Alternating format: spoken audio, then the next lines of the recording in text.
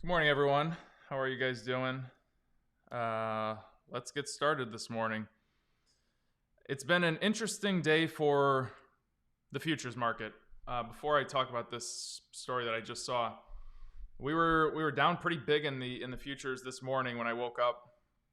Actually, I checked it at like 2 o'clock, 4 o'clock, and 6 o'clock, and all of a sudden we're positive now. So I don't know what's happening, but that's okay. We'll figure it out. Of course, the jobs numbers came out this morning. We'll talk about that. But I want to just click on something that I just noticed right before I started. Square is going to be buying the majority of Tidal and put Jay-Z on the board. That's fine. I mean, Jay-Z has proved that he's an incredible, anything he touches kind of turns to gold. So this may be a good move for whomever. Let's see. I'm reading this with you guys. So said the Thursday they're reaching out an agreement to acquire ownership.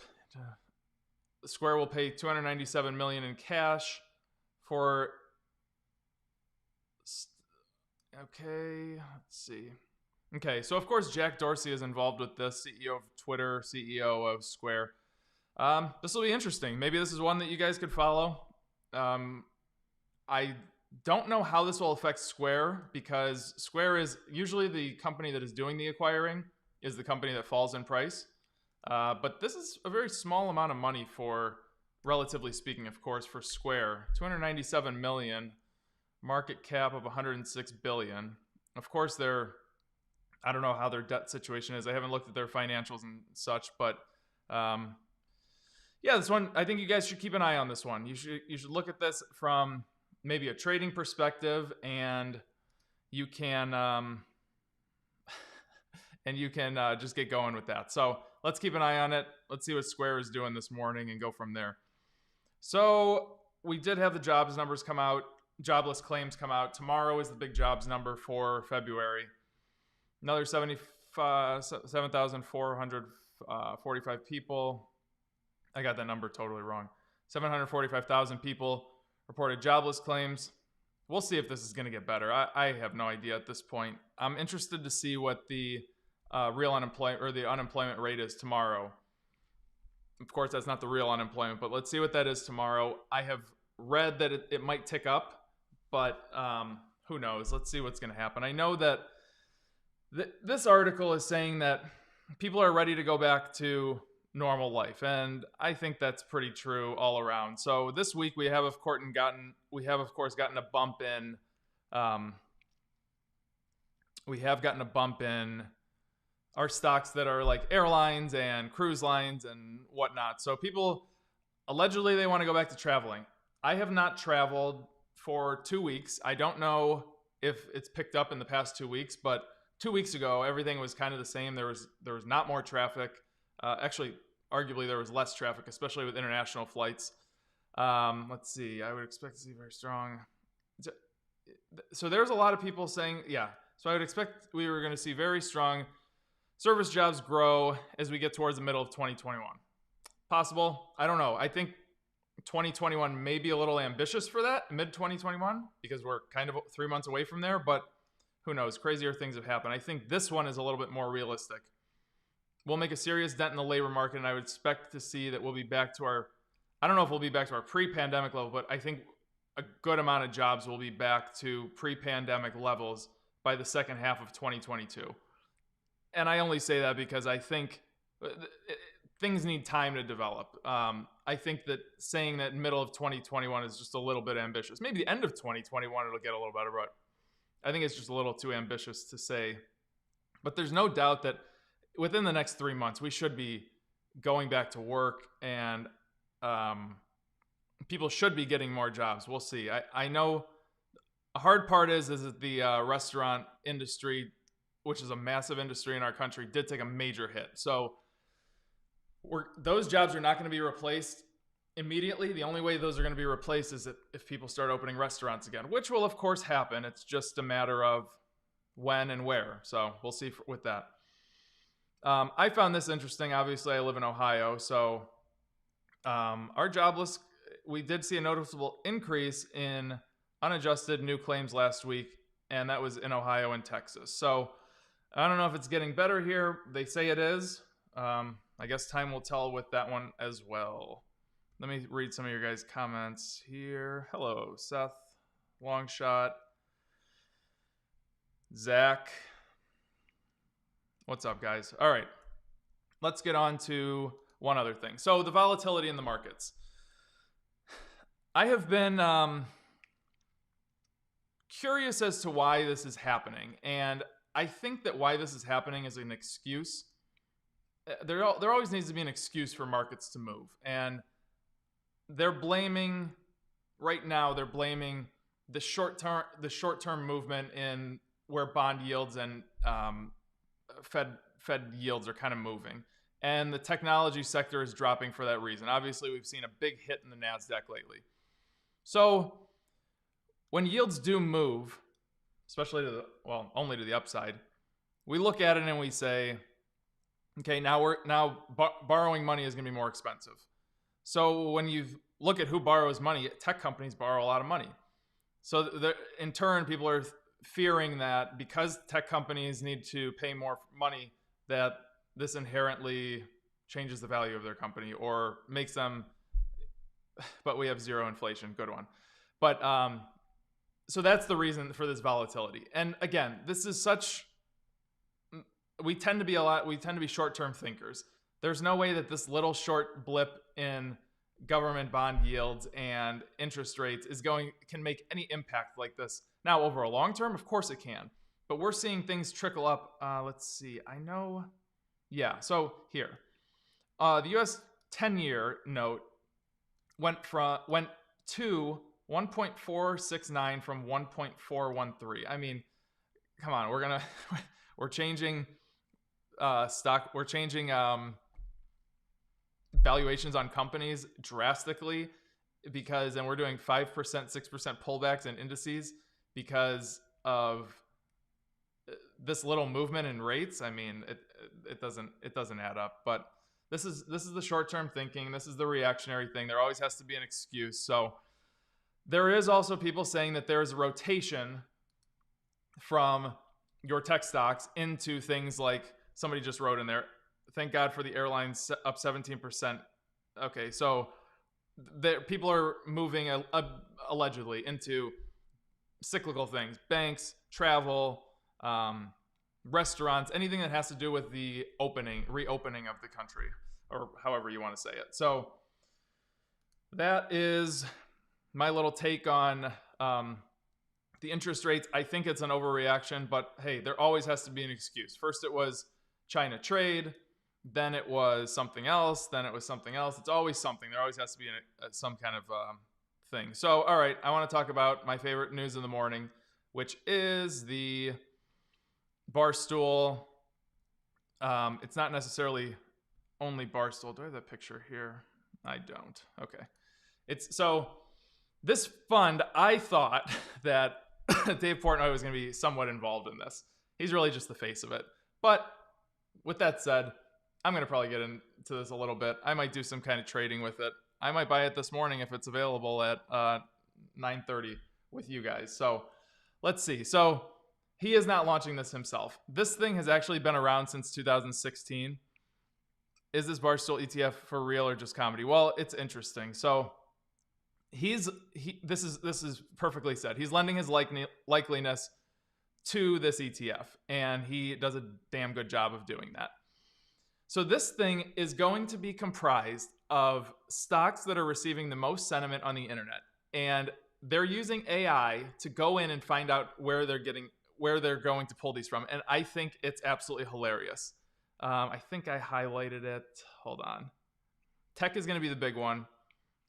Before I get to what's actually in it, where was that? Give me 1 second. Maybe I didn't highlight it. Anyway, they're going to be pulling from Reddit, Twitter, StockTwits, and they're going to go through and see what the biggest talked about stocks are. So, and that's kind of how they're coming up with the ETF. Now, of course, there's some good companies in here, but let's look at the biggest holdings. Tesla, Apple, I agree with. Apple's the biggest one in every ETF. Virgin Galactic, AMD, let's see some other ones. Of course, DraftKings is in there. Of course, Penn Gaming is in there because of Portnoy. There's some other ones in here that I was laughing at. Nikola is in here. Peloton, Beyond Meat. Oh, let's see. So he does. JP Morgan's in there. So this fund actually launched in 2016, and it kind of went dead. So this group went in, they bought the fund, and they kind of put it back together, relaunched it, and now this is what it is. So you do have some companies in here that are actually pretty legit and that you see in every one. But the rotation in and out of this is going to be based on AI and based on what you're seeing on Twitter and stock twits and such. So I think it's pretty funny. This is going to be another one of those where you're going to get, they did a back test on this. Between 2019 and 2020, this ETF would beat the market by 40%, which is unreal for an ETF. This is one of those ones, if you're going to do something with it, I do not recommend buying it in your, Nikola is for sure very legit. I agree. This is not going to be one of those ones where you're going to want to buy it and hold it for a long term. This is something that just go and trade it, guys. I mean, if you want to have some and play with it, have fun with it. But this is like the ARK ETFs, and this is actually a little bit worse than the ARK ETFs. So go ahead and trade this thing. I'm going to trade it. If you're a pizza shopper, that is very true, Mason. That is very true. But Portnoy has not been giving low scores. He's giving COVID scores, where I don't think he'll go lower than a 6 nowadays, or 6.4. So, but here's that part. With Buzz, AI monitors 15 million online posts a month to measure which stocks have positive interest, and then they rank 75 each month. It's awesome. But yeah, I am going to, and I'm not. Well, it's a PDF, so I can't play this video, but you guys should go and watch this emergency press conference from Portnoy. It is pretty damn funny. This guy is a marketing genius, and for these guys at Buzz, what is this, a VanEck ETF? For these guys to go out and get him to do this, good move. Very good move. This thing is going to get some hype, and we will see what happens this morning. So, did I cover everything that I wanted to cover? Yep. So, yeah, let's get into some stocks. You guys give me whatever stocks, and here we go. Futures are a little bit down on the NASDAQ and S&P. Dow is up. Dow is, of course, it's weighted differently. So, and it's only 30 stocks, but let's look at SFM. I like that. I like that Sprouts. I think it's Sprouts Food Market, isn't it? Yeah, Sprouts Farmers Market. Yeah, I like SFM. I actually put these guys are in my portfolio. There was a live stream that we did. Oh man, it was a while ago. Maybe it was last year for sure. But we talked about SFM and we actually traded it. So Longshot asked this question. Good question. Let's take a look. So I'm assuming that he asked it from the perspective that this thing did turn into an uptrend this past week. So we're in the sweet spot. Red is over yellow. On my charts, we turn green. So this is great news. I want to look long-term and see if this is a 50%er, because a lot of these 50%ers in this market, not really, but you do have your high, you have your low, and it's kind of in that middle area. You could see maybe a month ago it tried to break out and failed. Went right back down. So there is going to be certainly some kind of resistance here, Spicer. So if you want to play this, I would throw a scout on it, or a tracker share. Let this thing go up a little bit. See if you can get your yellow line to turn with it. What you're going to need are green engulfing candlesticks like this. I do want to check out the volume. Okay, if I put my chart like this, can you guys see it just as well? If I zoom into different things, let me know, because it's much easier for me to have two charts on one screen than just one. Okay, so what I want to see is volume, and we do have volume. So you're good. You're over all 4 of these major moving averages.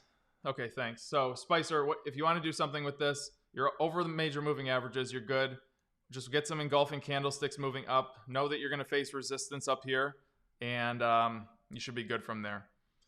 So I actually like Sprouts. I am going to throw that. I don't know if Mo is trolling with the Buzz talk. No, I'm not trolling. I'm being serious. I'm going to buy Buzz, but it's only because I like Portnoy. And the way that I'm going to play Buzz is I am going to trade it. That is not something that I'm going to invest in long term.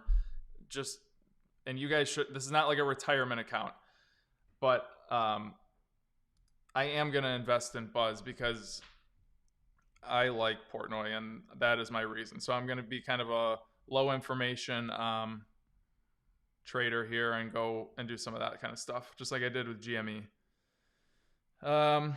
Smuckers. I like Smuckers. SJM. It's Don's part of town. Okay. Smuckers is for sure a dog stock. Yeah. So what a dog stock is, for those of you that are kind of new, a dog stock is a stock that is at the bottom of its stochastic, all the way down here, almost at 0%. And we are just expecting this thing to just go sideways on the bottom. Now, sideways with the trend can mean that it can go just sideways with the price, or the price can just keep falling down on you. But the point is that we're going to throw one tracker share on here, buy it $114, and see what happens, and wait and wait and wait. And when this thing turns up, it should have a lot of room to run. There is a lot of moving averages to go through. We're caught between the 200 and the 100, with the 25 and 50 right in the middle of that. So that is going to be a very difficult one to get through. So this is one where you're going to buy a tracker share, let it ride, just see where it goes. You could put a stop in if you really want to, because this is a more expensive tracker share, but let's see what we can go to. To be honest with you, you more likely than not won't drop below $101, something like that. There's a lot of support there, so you should be okay. Okay, let's see what's next. Fisker was a great short. I thought Fisker was a great long. I assume you're talking about on a 15-minute chart. So, okay, I do want to talk about Fisker real quick, not from the aspect of Fisker, but from the aspect of this right here. So if you watch my Trading 101 series, I talk about the trap door, and sometimes I mention it. The trap door is when your red line crosses, when you're coming up on a trend, your red line crosses through your yellow line like that. Your red line goes through the yellow, and this door essentially closes. Right now, your red line is coming down. We are not a downtrend yet, though. The stock price is coming down, everything is coming down, but we are not a downtrend yet because the red line has not crossed through the yellow line. Let me know if you guys understand that. That's the trap door. So this thing does not have a strong enough trend right now to say this thing is going to be a short. This can very easily pop up today like this, and this red line can go right back up here. This trap door is very, very powerful. You need to, whether you're going long on a stock or short on a stock, you need to let the trap door, which line is red and which line is yellow? Red line is the major one. Red line is your percent. Let me pull it up here for you. So if you look over here, left side of my screen, red line is percent K. That's set at 10. Yellow line is percent D. That's set at 3. So the trap door is extremely important. So with Fisker, this is not a short yet. We need a red line to cross through yellow. Good engulfing candlesticks coming down. Once this red line crosses through yellow, these candlesticks will turn red for you. And when I come out with my own charts, you're going to have all of this. Okay. So if you're shorting this, I'm not really sure. I'm assuming you were doing it on a 15-minute chart. What do you mean by engulfing candlesticks? Just breaking and moving? No. So, what's your name? Oh boy, I can't pronounce it.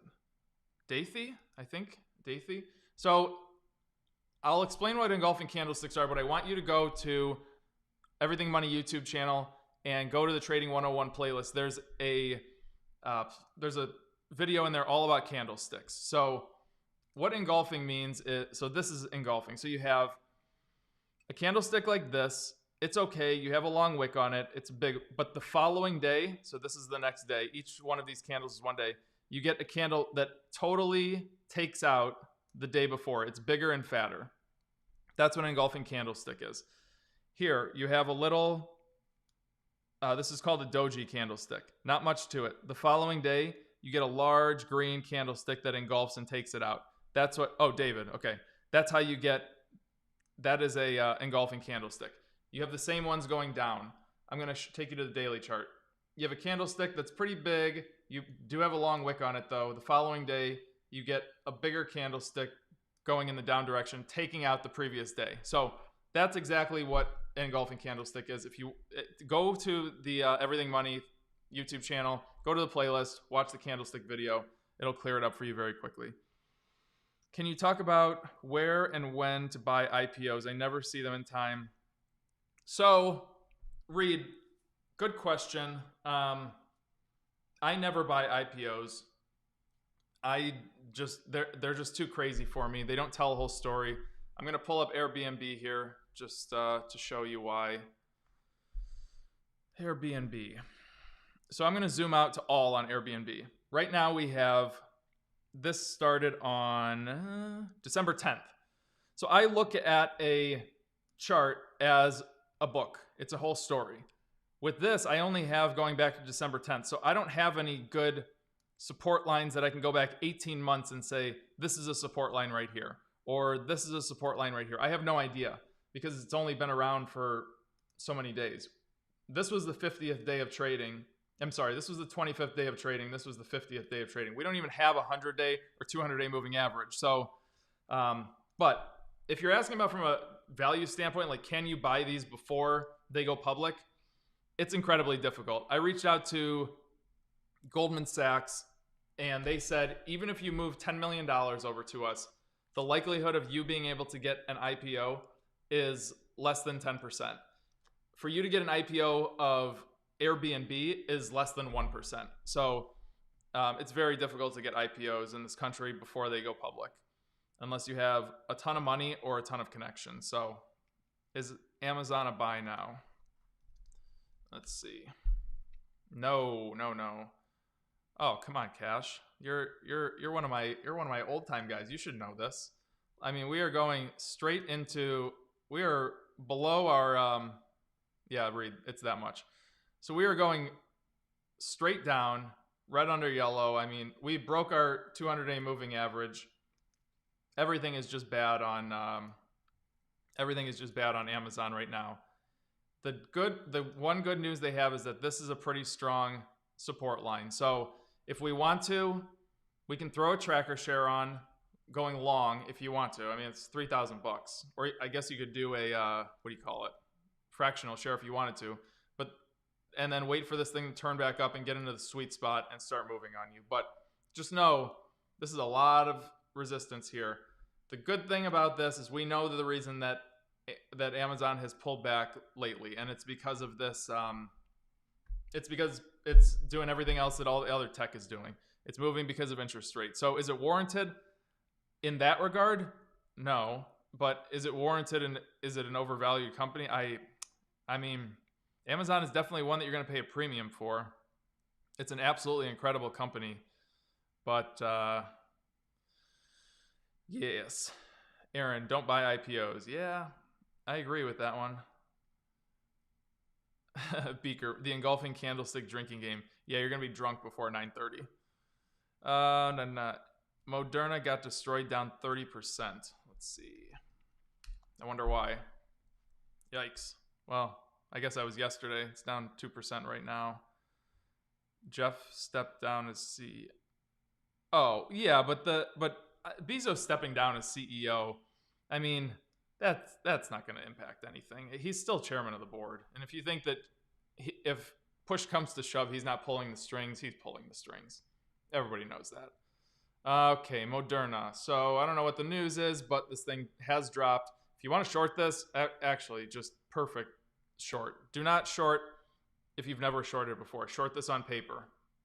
You're coming right through the sweet spot, and all you need is, if you can get something like this today, a red engulfing candlestick going down like that, you can short this thing like crazy. You will run into resistance here at the 100-day moving average, but again, after that, you have, what price is this? 10, let's say 106.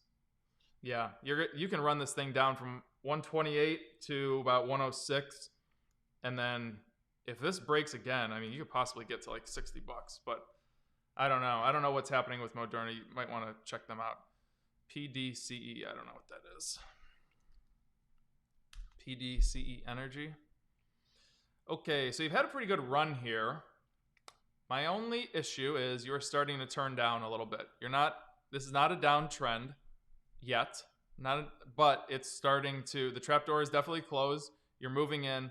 If you get under this 80% area, it's going to turn into a short. So I don't know, it's holy. There's a bid-ask difference of $3.34.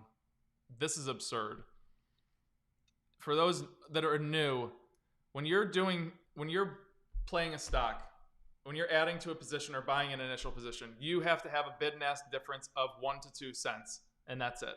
That means that the ask, depending on what indice you're in, NASDAQ or S&P, the ask is what the market maker or the specialist wants you to pay for the price. The bid is what the buyers want to pay for the price.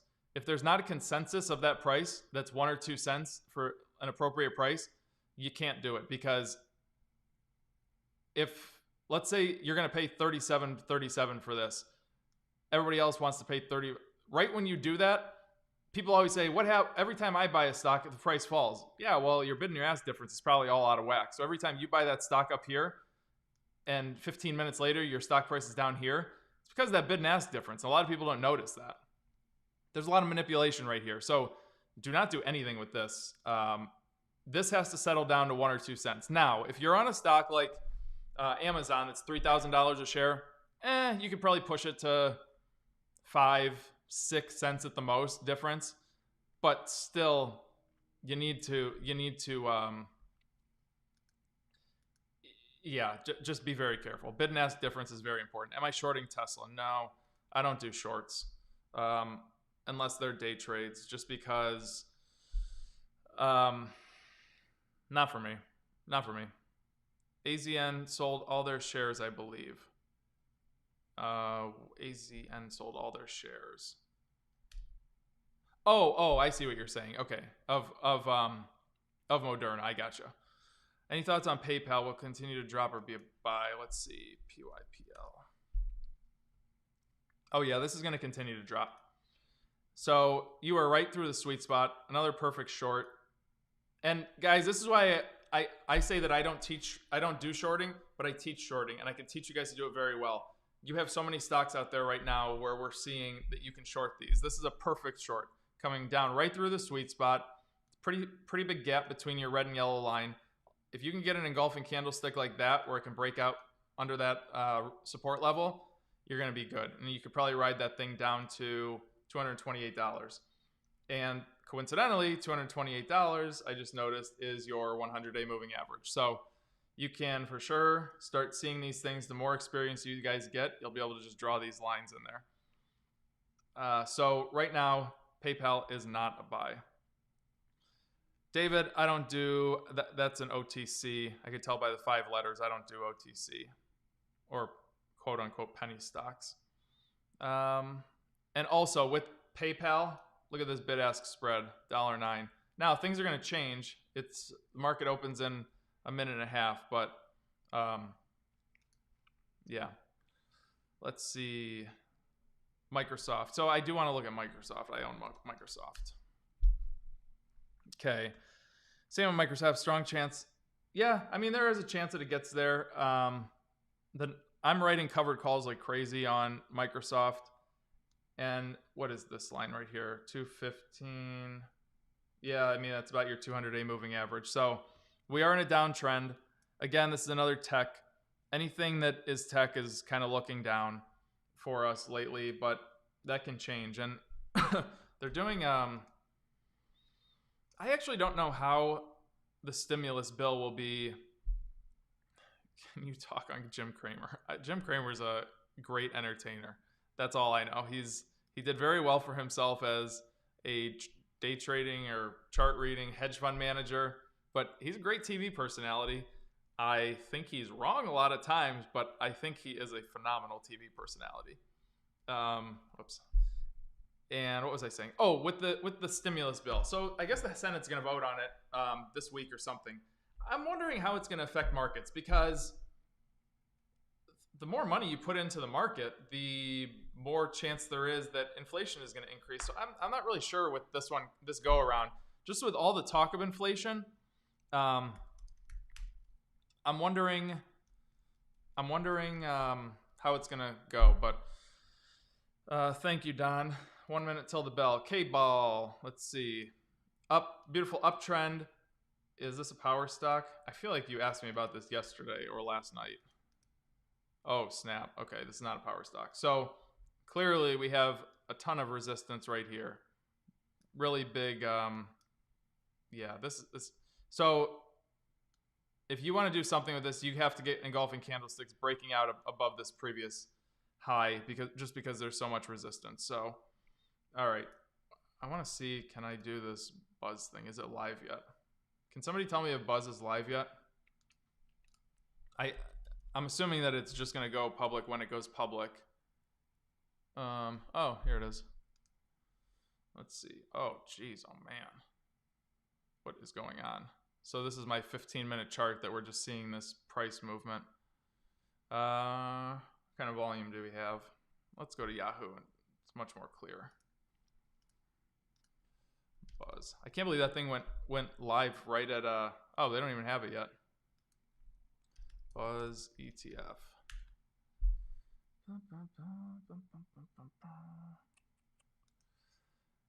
Nice candle. Yeah, that's a good one. All right.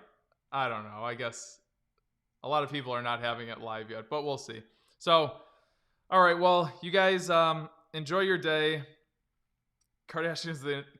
Jim Cramer is the Kardashian of the investment world. That's good. You guys enjoy your day. If you guys like this chart reading stuff, if you guys want to get involved, join the Mo's Muscles Patreon group. I'm talking about this stuff all day. I'm going to go right over there right now.